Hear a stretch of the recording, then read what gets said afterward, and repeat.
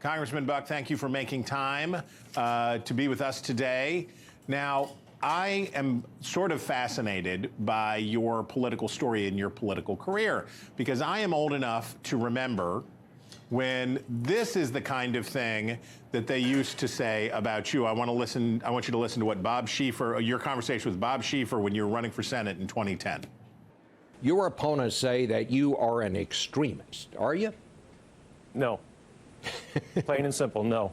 Why? Well, you know, if being $13 trillion in debt, if having $100 trillion of unfunded liabilities, if running a vehicle off the cliff is extreme, then they're the extremists. Okay, that was you then. That was in 2010. Now I want you to hear from a version of yourself. Maybe the hair is a little lighter, but the same dude. Let's listen to you more recently. Too many Republican leaders are lying to America, claiming that the 2020 election was stolen, describing January 6th as an unguided tour of the Capitol, and asserting that the ensuing prosecutions are a weaponization of our justice system. Now, Congressman, you've been in Washington long enough to be familiar with the concept of strange new respect. And strange new respect is when somebody who people on one side used to think was the worst starts agreeing with them on something, or they say something critical of their own side, and suddenly there's strange new respect. So I got to know, in the course of 13 years that you went from being laughed at by Bob Schieffer as an extremist to a point where you're being held up as a role model, as an example of thoughtful, restrained republicanism. What changed? Did you change? Did the party change? Did politics change? Take us on the journey. Great question, because I haven't changed. My goal is still to reduce federal spending and reduce the national debt, our annual deficit. What has changed, the world around me has changed dramatically. We've gone from a time when the Tea Party stood for conservative principles, for constitutional principles, to a time where the populists have taken over the Republican Party and are really advocating things that I believe are very dangerous. The Tea Party was a group of individuals who believed that the Constitution should be strictly adhered to. Sort of grew out of the Obamacare time frame when federal health care was being federalized and people were scared. Now we are into this, we'll play by the same rules as the other side, and we'll burn down the building just like the other side. Scares me. So why leave? Do you think you wouldn't win again, or do you, what is the thinking when you say, I've had it with this place, I'm packing it in? What's the thinking? Take us on that trip. Yeah, the MAGA crowd ran a primary against me last time. I won 75-25. I'm not concerned about a primary. I'm not concerned about losing a general election.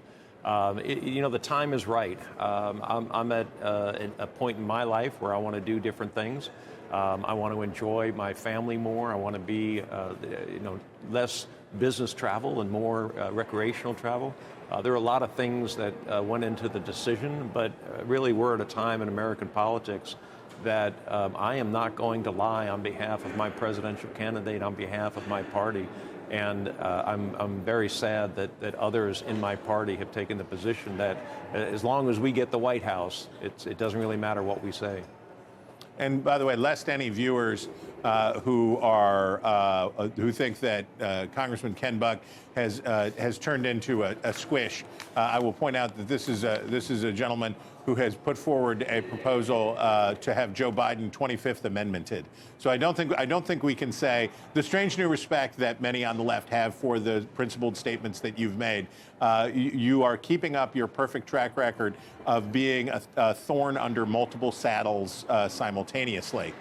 So I want to very briefly move into the idea about the way Congress itself works.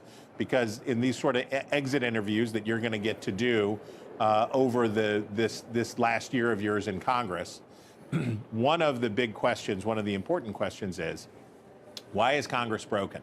Why can't Congress do stuff?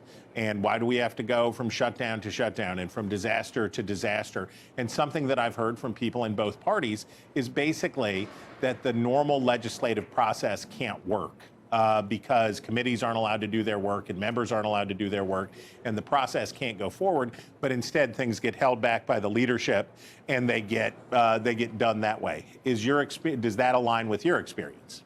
I think the normal legislative process can work. I think the regular order has worked for more than a century in this country, and I think we can get back to that and make sure that we are functioning properly.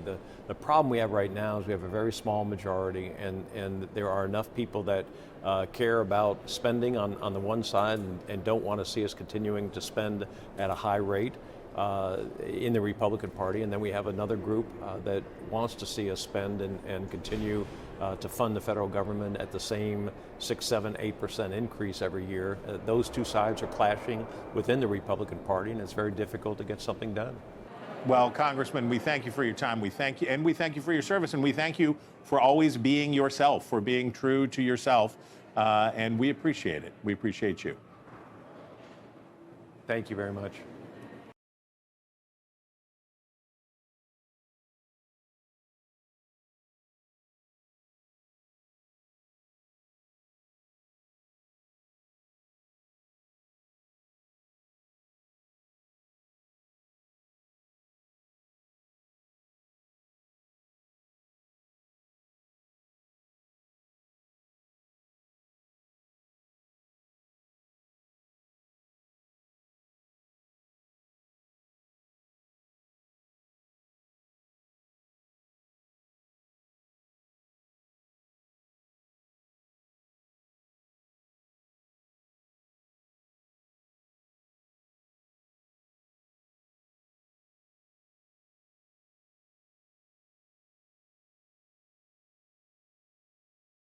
Thanks for watching.